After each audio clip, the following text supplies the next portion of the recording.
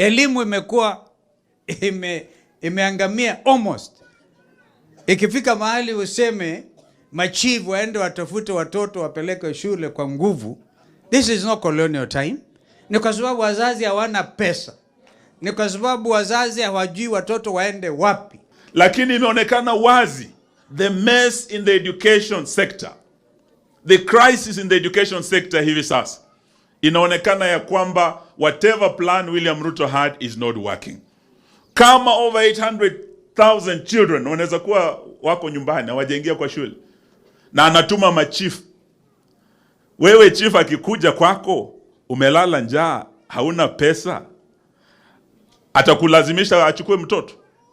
Tumesema vile wenzangu amesema hapa, kama unatuma machifu kwa maboma wachukue watoto, basi watume na school fees, ndio?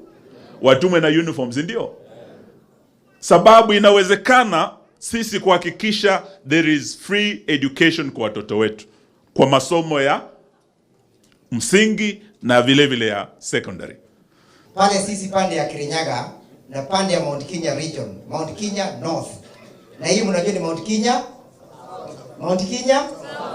Sasa sisi wote tumesema lazima tulete uongozi hapa katika hii boma ya Wakamba.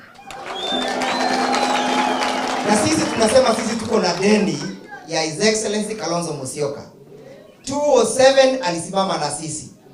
Wakati kiongozi wetu Rigathi Gachagua alikuwa anaimpichwa pale parliament, alisimama na sisi.